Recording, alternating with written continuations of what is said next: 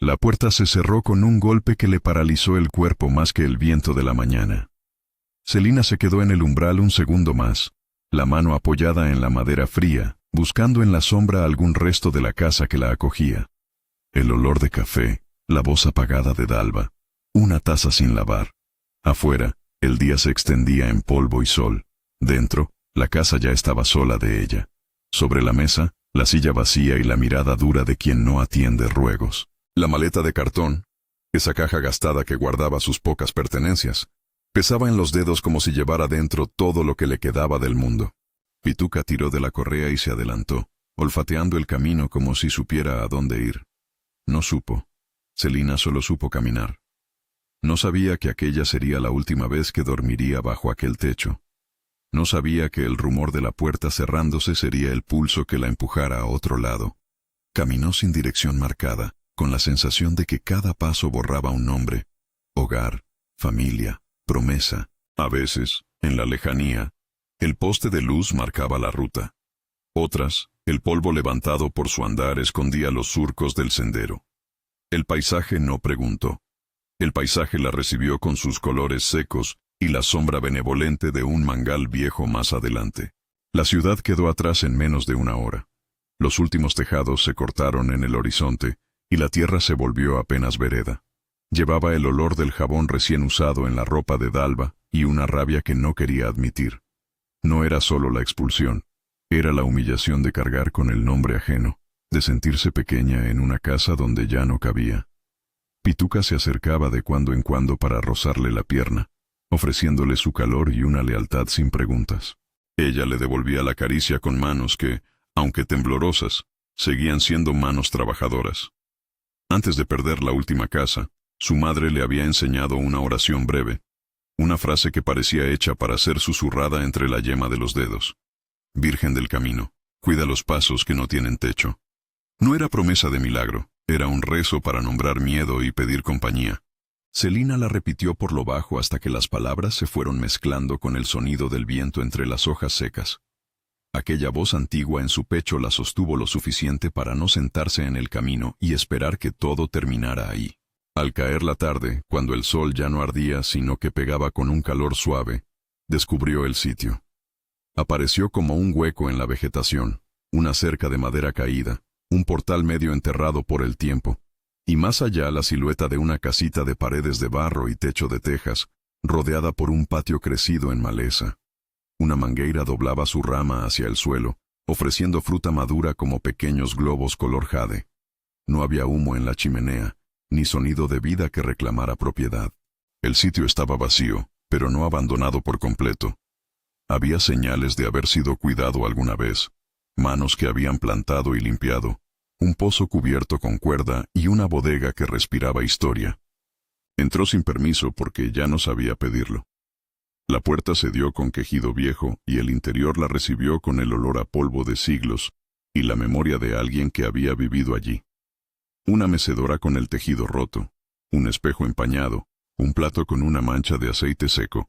En uno de los cuartos, junto al hueco de la pared, encontró una pequeña caja de madera clavada al piso. Al levantarla, el sonido fue como abrir una boca que había estado callada demasiado tiempo. Dentro, semillas envueltas en papel, un peine de hueso, un espejo pequeño, una muñeca de trapo con los ojos cosidos y un cuaderno con la cubierta gastada donde, con letra menuda y segura, alguien había escrito notas y recetas de la vida cotidiana, cómo plantar mandioca, cómo curar una tos con hojas hervidas, el modo de secar la harina, la fórmula para un jarabe casero que no prometía curar todo, solo aliviar. El nombre que aparecía en la primera página era Nazaré.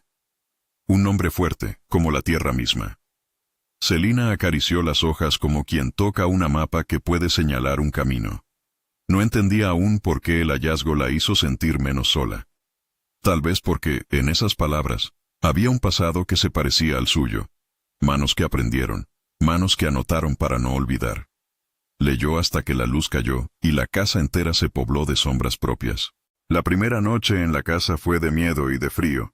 Dormía con una manta que había tomado del armario y con Pituca enroscado en su vientre. Un pequeño animal que sabía proteger la respiración. A la mañana siguiente, El mango fue lo primero que le devolvió la sensación de comer sin pedir permiso.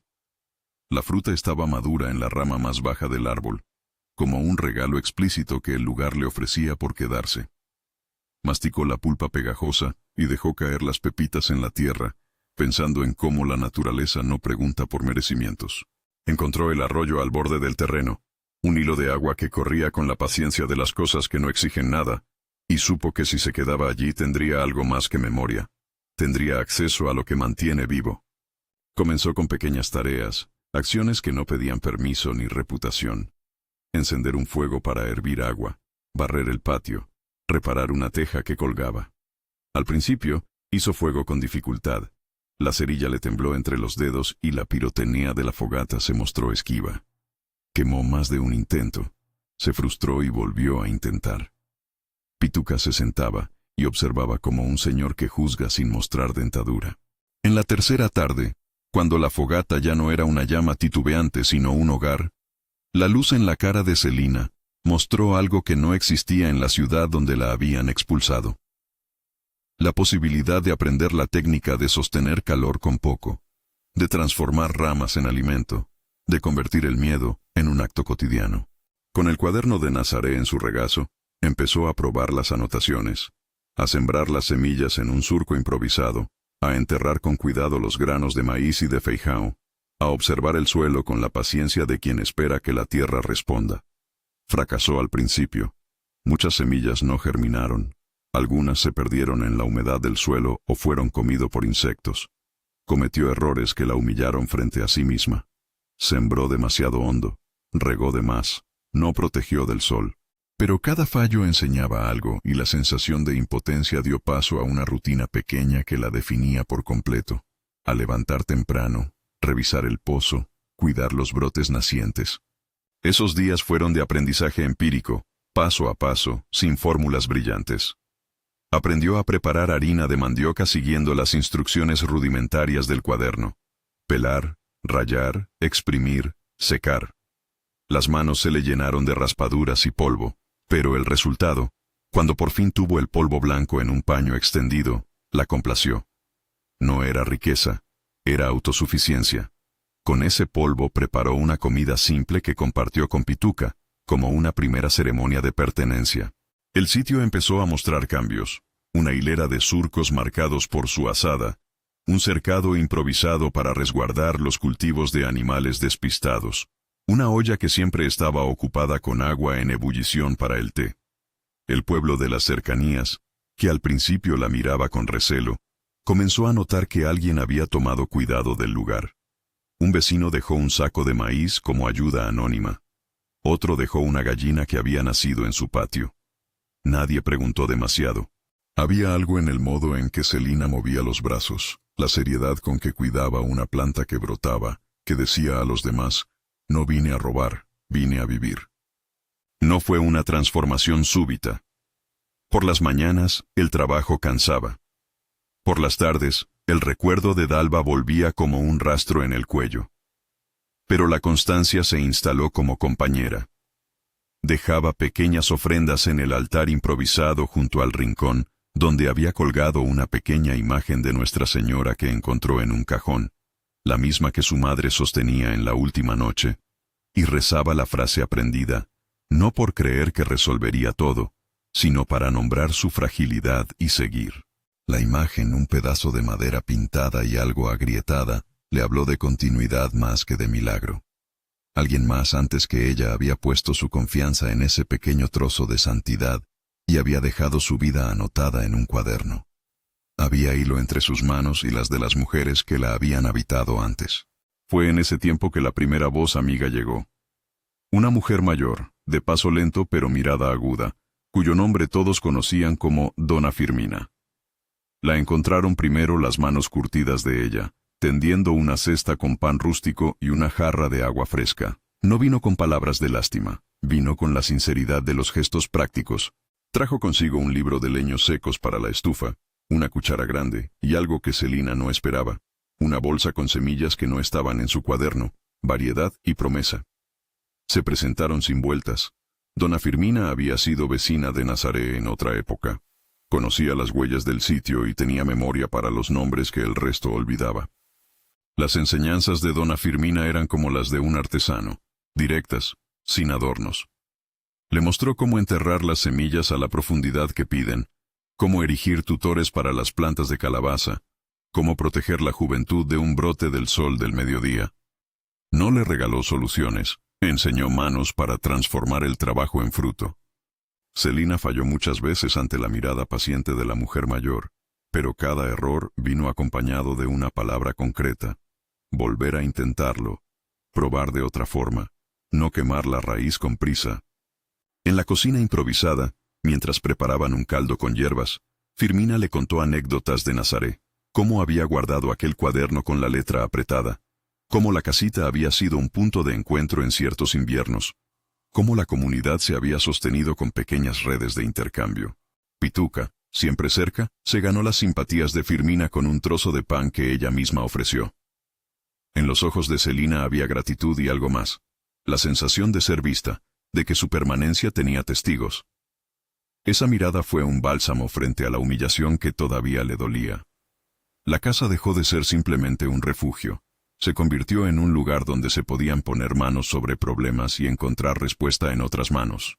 En las semanas siguientes, la rutina se hizo menos dura y más rica en detalles. Plantas que se asomaban verdes después de los días de lluvia, el zumbido constante de insectos que trabajaban sin prisa, la primera gallina que puso un huevo. Celina anotó en el cuaderno de Nazaré notas propias: horarios de riego, medidas de harina, recetas que mezclaban lo aprendido con su propia memoria. Los trozos escritos empezaron a parecer un diálogo. Nazaré a un lado, Celina al otro. Era un intercambio que trascendía la ausencia. A veces, en las noches, Celina leía en voz baja para Pituca, como si la lectura misma fuera una forma de consolidar su decisión de quedarse. Incluso la soledad se fue transformando.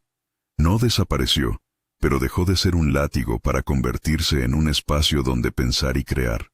Aprender a fabricar cosas pequeñas, un portón arreglado, un sillón con ramas entrelazadas, le dio confianza. Y con la confianza, las relaciones comenzaron a brotar. Una vecina del pueblo la invitó a intercambiar verduras por lana. Otra la llamó para pedir un remedio para un resfriado de un niño. Cada demanda cumplida la hizo sentir útil y, extrañamente, más integrada. Sin embargo, la calma tenía su fragilidad. En el pueblo se hablaba en susurros de los sitios buenos que estaban sin dueño claro. Algunos miraban la casita con curiosidad, otros con una mezcla de cálculo. La idea de que la tierra que comienza a dar algo es mirada con apetito por manos que no siempre son amigas, fue un rumor que empezaría a crecer, aunque por entonces solo era un susurro al que Celina prestaba poca atención. Ella tenía un cuaderno, una olla y un nombre que no figuraba en ningún papel. Para ella eso bastaba por ahora. Una mañana, mientras barriendo el patio, encontró bajo una tabla suelta una carta doblada con la tinta desvanecida. No era del todo legible. El papel había recorrido demasiadas primaveras. Aún así, reconoció la letra. Era la misma que firmaba el cuaderno. Había en la carta una instrucción simple hacia quien la leyera: cuidar la tierra, no dejarla morir, procurar que otra mano pueda alimentarse de ella. No había promesas de herencia ni documentos oficiales. Solo un encargo humano, una especie de testamento de cuidado. Celina apretó la carta contra su pecho como si así pudiese anclar aquello que empezaba a formarse alrededor suyo. Una obligación hacia el lugar y, al mismo tiempo, el sentido de deber que le daba nombre a sus días. Esa tarde, cuando el sol caía y el cielo se tornaba de un rojo que parecía pintar las tejas, Celina encendió una pequeña vela y la apoyó cerca de la fotografía de la Virgen. No rogó por riquezas ni por venganza. Pidió fuerzas sencillas, pulso firme para sujetar la azada, ojos para aprender y la serenidad para soportar lo que viniera. No hizo grandes promesas. Apenas pronunció la oración que había aprendido de niña, la misma que su madre recitaba en voz baja. Después, se quedó un rato mirando la luz que la vela proyectaba en las paredes de barro, pensando en la extraña sensación de haber llegado a un lugar por expulsión y, sin embargo, sentir que algo en su interior empezaba a echar raíces. Esa misma noche, Mientras la oscuridad envolvía todo y el canto lejano de algunos animales llenaba el aire, Celina escuchó un ruido en la finca, una sombra que se movía con pies que no eran de oveja ni de perro. No alcanzó a ver más que la silueta de alguien que se acercaba por el camino, una figura que emergía entre las sombras y la luz de la luna.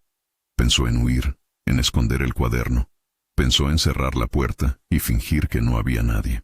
Pero la vida que había construido en esos días le había enseñado otra cosa, el valor de enfrentar el miedo con la frente descubierta, aunque las manos temblaran. «Hermana, ¿hay alguien?», preguntó una voz desde la entrada. No era hostil. Sonaba a pregunta de vecina y a curiosidad del que busca una historia para contar en la plaza. Celina cerró el cuaderno con cuidado, guardó la muñeca de trapo bajo la manta y fue a abrir. La figura de la mujer mayor se recortó contra la luna. Era dona Firmina, con su cesta vacía, y una sonrisa que no quería pedir nada a cambio. En sus ojos había una mezcla de reconocimiento y algo que parecía alivio. «Vine porque vi humo», dijo sin esperar permiso. «Vine porque hay lugares que necesitan manos nuevas y ojos que quieran cuidar». Celina sintió como la respiración se le aceleraba por primera vez con esperanza y temor a la vez. Antes de que pudiera responder, Firmina puso la cesta en el suelo y sacó un trozo de tela con hilos de colores. «Traje algo para marcar la huerta», explicó. Sus manos no se detenían, ya habían dominado la economía de la ayuda.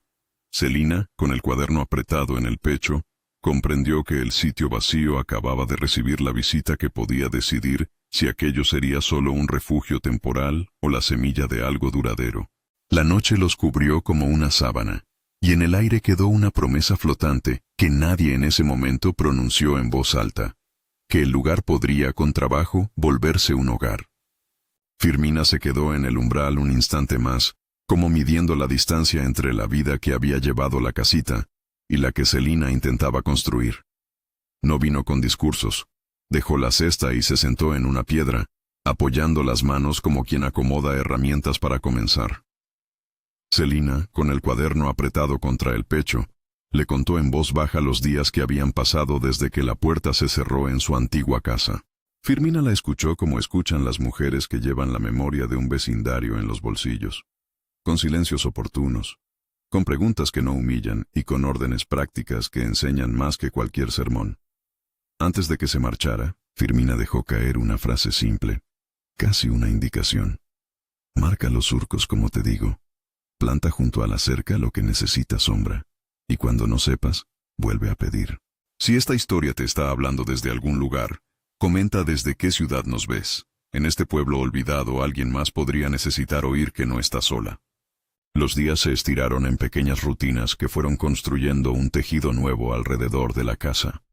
Celina aprendió que la paciencia tiene ritmos de tierra. Hay que esperar que la lluvia venga, que la semilla hinche su piel y que la raíz afirme su ancla. Firmina la acompañó en las primeras siembras, enseñándole con la mano y la voz cómo marcar el surco a la profundidad justa, cómo dejar cada semilla a la distancia que evita la competencia, cómo proteger un brote joven con una sombra improvisada. No había fórmulas mágicas, sino recetas hechas de repetición. Celina anotaba en el cuaderno de Nazaré con la misma letra que su propia vida iba tomando. Hoy probé un nuevo tutor para las calabazas. Hoy el primer brote de feijão resistió el calor. Hoy aprendí a separar la yuca por trozos para secarla mejor. En esas notas, la casa antigua y la nueva se conversaban sin que nadie las viera. Trabajó la tierra con manos ya curtidas, con los dedos acostados a la textura del suelo. Hubo días en que la impotencia volvió, plagas que devoraron hojas, una helada prematura que marchitó tallos, días de lluvia constante que anegaron surcos. Cada frustración fue una lección en pequeño volumen. Levantar la planta afectada, cortar lo enfermo, rotar cultivos, sembrar otra vez. La comunidad, que al principio la miraba con recelo, comenzó a verla como quien acude a una persona que conserva buena artesanía. Una mujer le llevó semillas de maíz criollo, otra dejó un frasco de pomada casera. Celina respondió compartiendo lo que podía. Una taza de harina de mandioca, un té para la tos, una promesa de aprender juntas. Así la reciprocidad fue ganando terreno donde antes hubo distancia. La producción fue creciendo con trabajo y aprendizaje. La mandioca, molida a mano, Generó harina que empezó a circular por la pulpería del pueblo. No era mucho, pero era un símbolo. Una bolsa de harina con su nombre, una vecina que volvió por más. Celina aprendió a rallar la yuca sin lastimarse, a prensa la masa con la paciencia de quien sabe que la textura no se apura.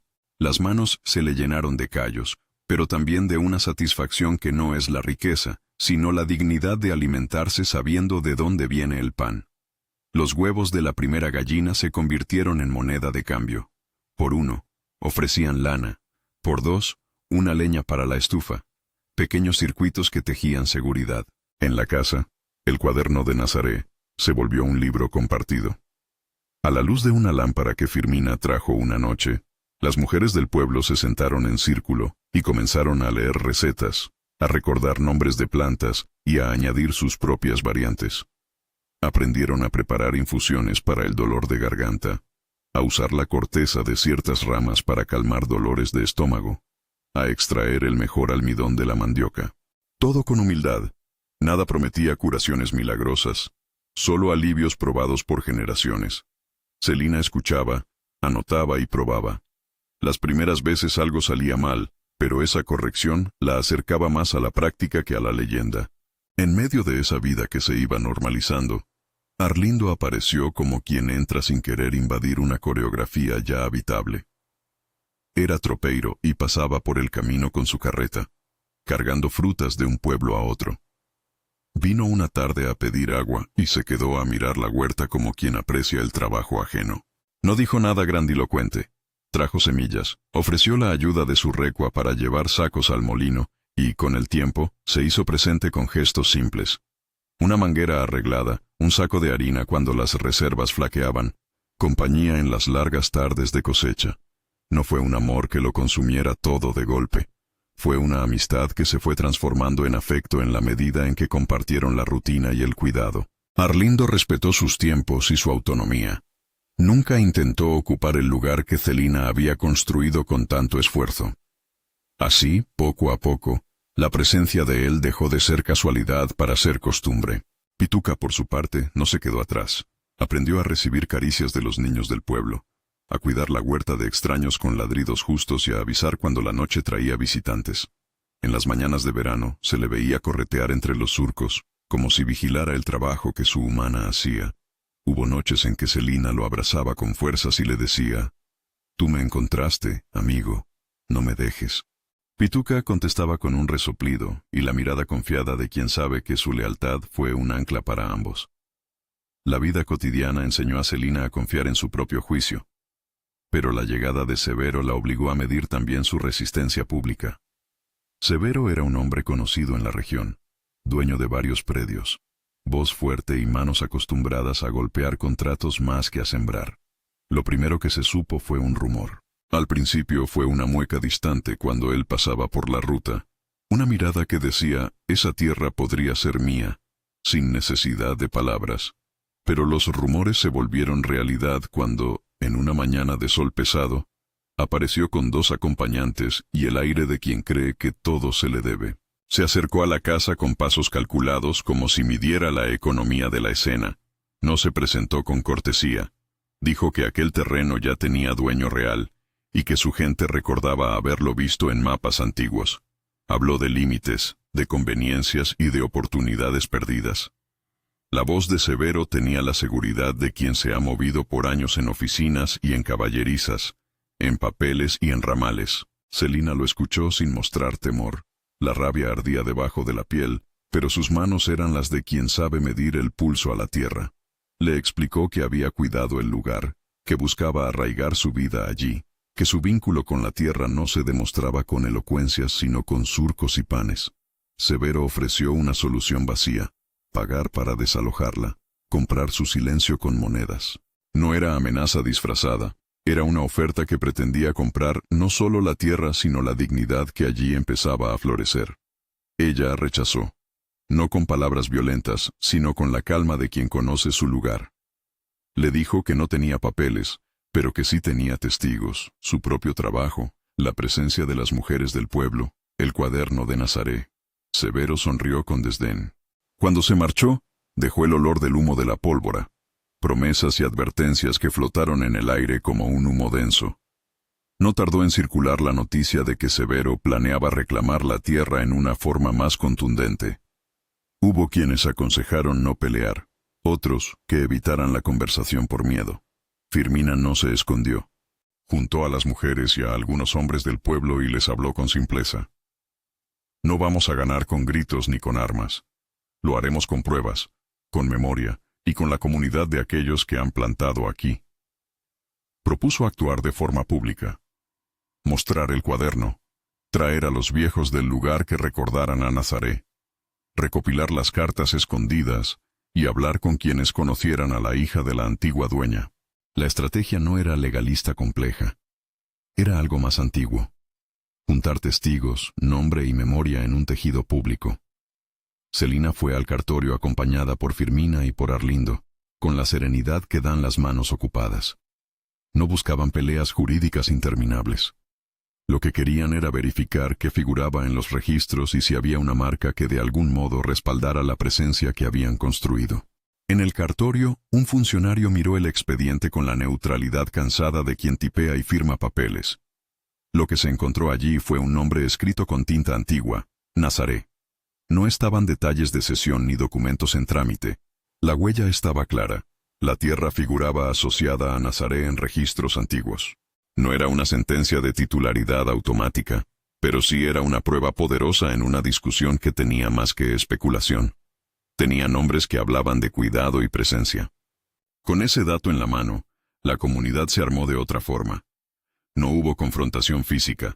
Hubo una asamblea silvestre en la plaza del pueblo, mujeres con canastas y hombres con la mirada afilada. Severo llegó con su caballo y con una librea de voz alta, dispuesto a imponer su voluntad con la imposición de su figura. Al verlo, las mujeres se colocaron delante de la casa de Celina como un muro que no se deshace con palabras. Trajeron el cuaderno de Nazaré, mostraron las cartas y ofrecieron testimonio. Salieron vecinos que recordaban a Nazaré como quien había ayudado en una seca, hija de alguien que habitualmente cedía alimentos. El poder de la comunidad no fue el de la violencia, sino el peso de la memoria. Rostros que decían, esta tierra fue cuidada por manos que conocemos, y que pedían respeto por ese cuidado. Severo intentó descalificar los argumentos con ironía, con referencias a inversiones mayores, con la promesa de que su dominio facilitaría caminos y agua. Nadie se dejó seducir por su retórica. Fueron las historias personales, las fechas anotadas en el cuaderno, las fotos antiguas que las vecinas sacaron de cajas polvorientas, lo que llenó el vacío donde él pretendía sembrar su pretensión. En un momento, Grasa, la hija de Nazaré, llegó a la plaza como una sombra frágil sostenida por dos brazos. No la habían visto venir. Había regresado porque el rumor de que alguien amenazaba el lugar donde vivió su madre la sacó de su silencio. Venía envejecida por la enfermedad, con pasos lentos y ojos que retuvieron demasiadas despedidas. Cuando la presentaron, la voz de ella tembló. Mi madre me habló de ese patio. Me dijo que cuidara de quien lo hiciera si alguna vez ella necesitara. No necesitó más. La comunidad, con pocas palabras, organizó un acto sencillo. Grasa, con la fuerza que le quedaba y la humildad de quien no venía a repartir dádivas, declaró que no podría asumir la carga de la casa, pero que no deseaba que terminara en manos de un tercero que la usara para otros fines. Dijo que prefería ver el lugar seguir siendo un lugar de alimento y encuentro.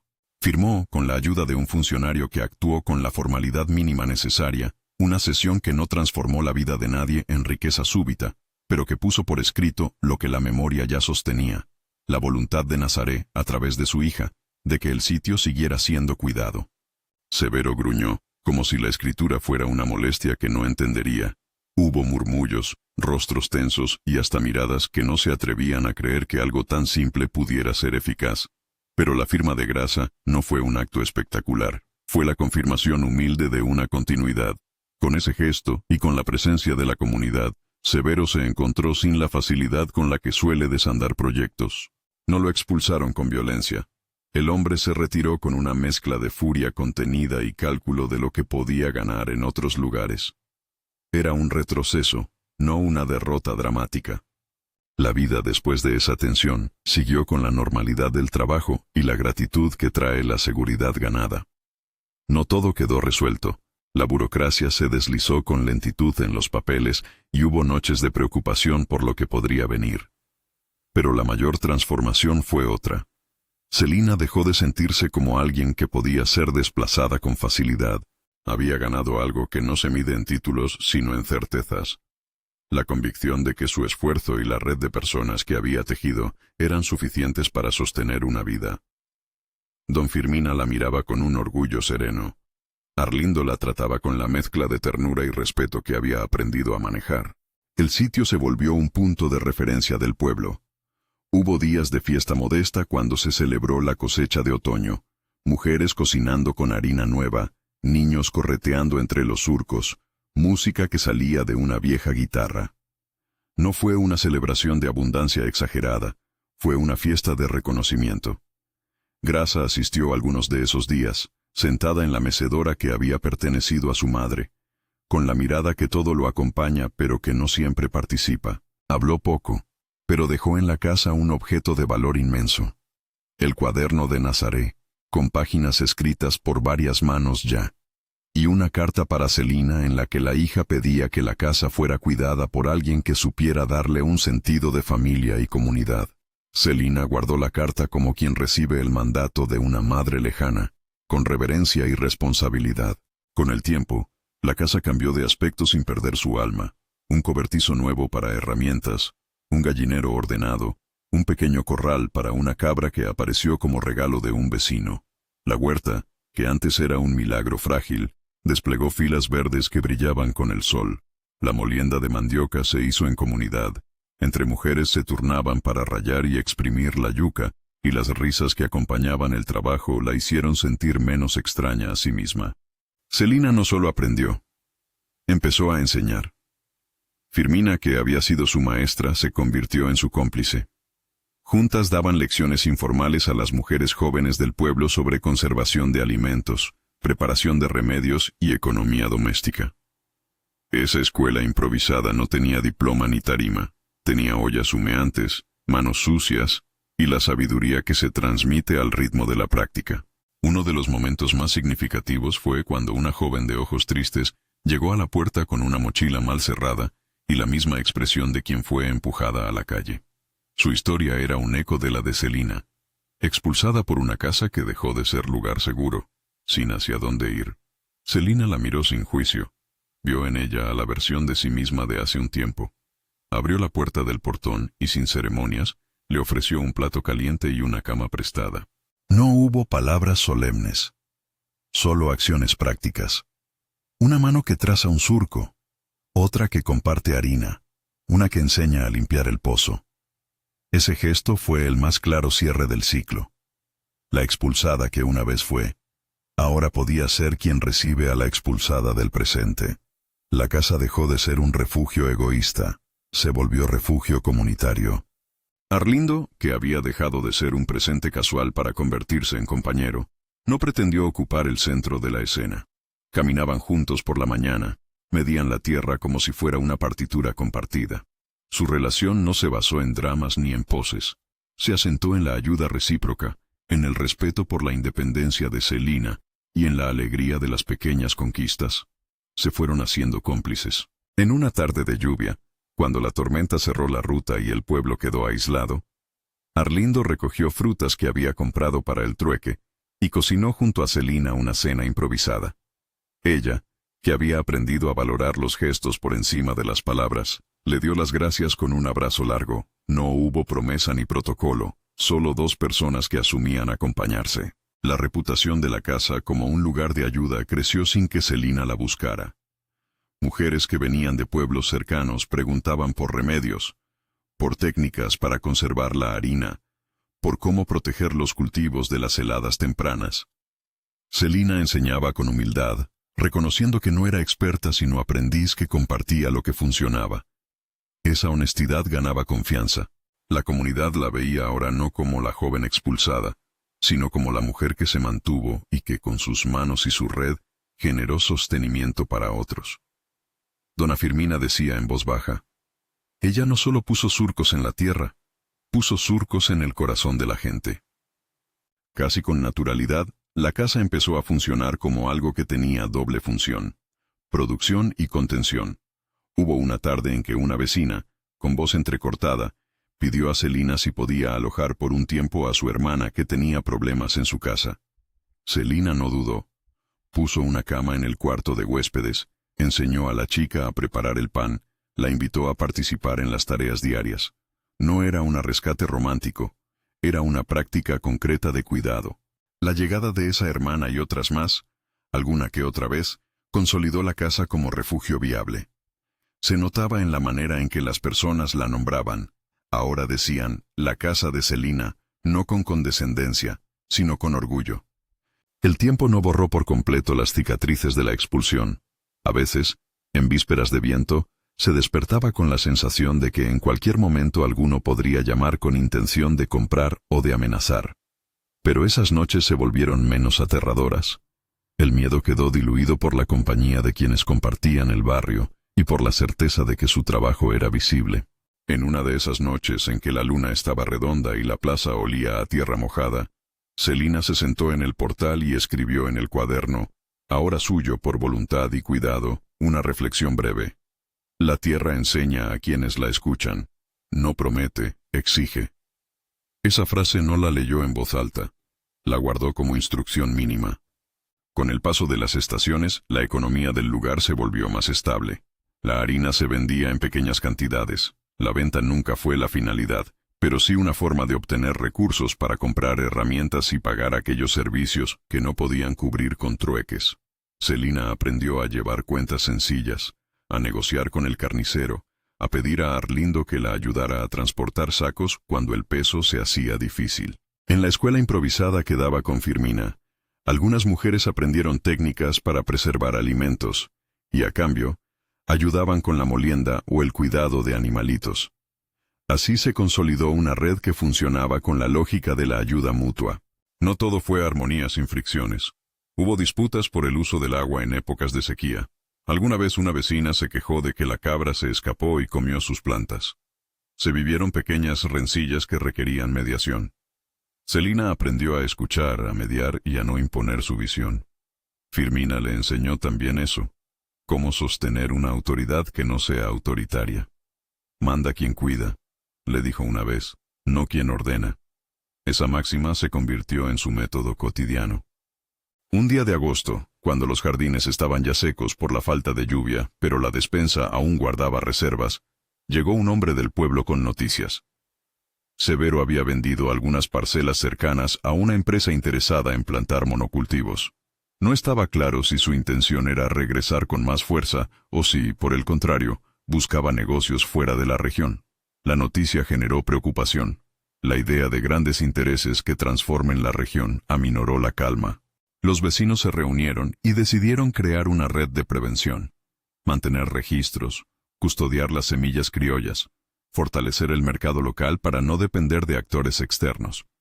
No hubo dramatismo, fue una muestra más de que la comunidad había aprendido a proteger lo que había generado. La casa se consolidó también como un archivo de memoria. Celina guardó las fotografías de Nazaré, las cartas de su puño, los objetos encontrados bajo el suelo. Organizó pequeñas sesiones de recuerdo en las que las personas mayores narraban cómo era la vida en el lugar décadas atrás. De esas sesiones surgieron saberes. ¿Qué árboles dar frutos más temprano? ¿Cuál era la mejor época para podar? ¿Cómo construir un banco para la molienda? Esos saberes, que antes estaban dispersos, se convirtieron en patrimonio compartido. La huerta se benefició y la gente empezó a notar que el trabajo comunitario era más eficaz que el aislamiento. El crecimiento de la casa no rompió el silencio en la vida íntima de Celina. Hubo noches en que la nostalgia la sorprendía y se pegaba a las paredes como una humedad. Miraba la mecedora vacía y recordaba la silla de su antigua casa, la taza de café con la marca de Dalva. No guardó rencores. Entendió que la vida se había cerrado para abrir otra puerta. En esos momentos, la oración que su madre le enseñó volvió a su boca, como un hilo que asegura el borde de la memoria. Virgen del camino, cuida los pasos que no tienen techo. No era una petición por milagros, sino un nombrar de su propia fragilidad. La relación con Arlindo maduró sin prisa. No hubo promesas grandiosas, pero sí un pacto cotidiano.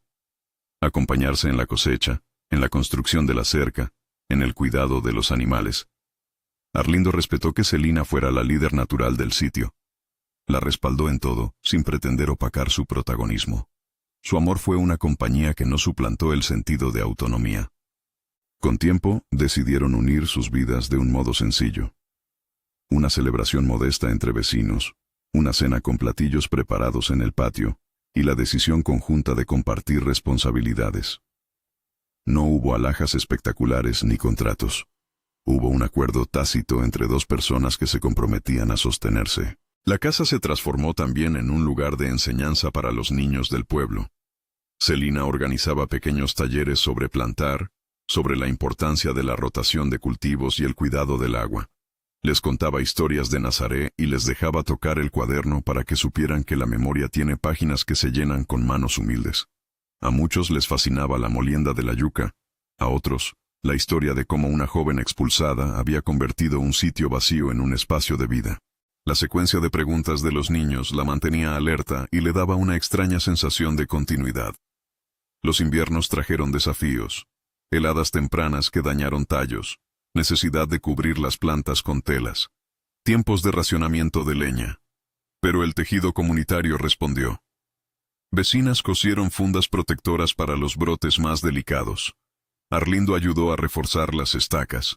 Firmina y Celina organizaron turnos para alimentar a los animales en las madrugadas. Había en esas noches una sensación de familia extendida. No todos eran parientes por sangre, pero la cercanía transformaba el gesto en parentesco. Con el correr de los años, la casa obtuvo un nuevo estatus. Fue el lugar donde se tramaban historias de resiliencia. Periodistas locales, atraídos por la historia de la joven que había transformado un sitio vacío en un refugio, vinieron a documentar el proyecto. No fue una escena de vanidades. Las cámaras registraron manos trabajando, voces que narraban la experiencia y la manera en que se había construido una economía pequeña pero estable. Celina ofreció pocas entrevistas. Prefería que hablaran los platos, los sacos de harina, las mujeres que luego replicaban lo aprendido. Sin embargo, la visibilidad ayudó. Algunas donaciones modestas llegaron en forma de herramientas, de libros sobre agricultura familiar, de materiales escolares para los niños del pueblo. El paso del tiempo también trajo reconciliaciones que no borran el pasado, pero lo acomodan. Dalva, la mujer que la había expulsado, visitó la plaza un día, con la mirada cansada y un gesto que parecía buscar perdón. Las palabras entre ellas fueron breves. Dalva explicó con voz temblorosa que la desesperación la había llevado a decisiones duras, que en la vida hay momentos en que se equivocan las manos que deben proteger. Celina escuchó. No hubo un abrazo largo ni absolución teatral. Hubo una conversación honesta, un reconocimiento mudo de que la vida no se narra en finales netos, sino en remiendos continuos. No era una reconciliación de cuentos, sino una aceptación de que la vida humana es una trama llena de fallos y de reparaciones.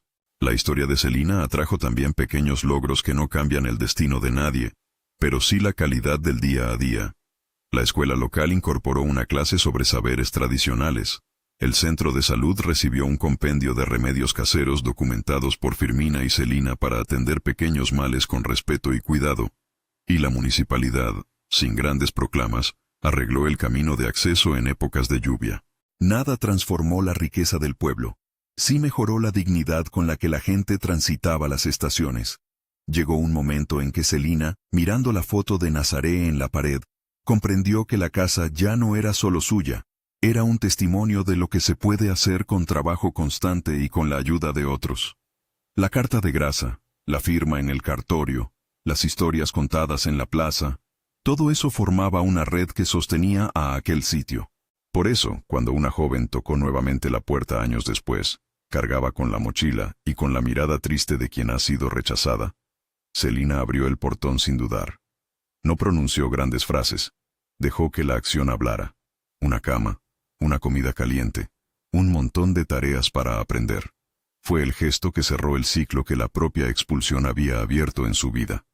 La última escena, antes del cierre que guarda la esperanza más que las certezas, Fue una tarde en que el sol parecía adorar la tierra con generosidad. Las mujeres del pueblo se reunieron para hacer harina. Los niños corrían alrededor del pilón, recogiendo las hojas que caían. Arlindo y Celina trabajaban hombro con hombro, sin estridencias, con la calma de quienes conocen la fatiga y la paz que trae el cumplimiento del deber. Pituca dormía a los pies de la mecedora, con el respirar pausado de quien ha cumplido una misión. Dona Firmina, con su andar lento, observaba la escena como quien mira una cosecha ya hecha. Las manos de Celina estaban manchadas del polvo blanco que queda en la molienda. Su rostro tenía la marca de la exposición al sol y la serenidad de quien ha ganado una lucha por medio del cuidado. Antes de despedir este relato, una imagen final. El portón de la casa, cuyo bisel alguna vez estuvo podrido y ahora se abre con facilidad, porque allí se pasa la gente que decide quedarse o la que busca ayuda. Celina abrió ese portón no solo para la joven que llegaba, sino para todas las historias que nacen cuando alguien decide no darse por vencido. No hubo fanfarrias, ni soluciones perfectas. Hubo trabajo, voluntad de aprender, apoyo comunitario y decisiones pequeñas que acumularon un presente digno. Si esta historia te conmovió, compártela con alguien que necesite oír que reemprender es posible. Suscríbete para más relatos de vidas que se reconstruyen con manos y con memoria.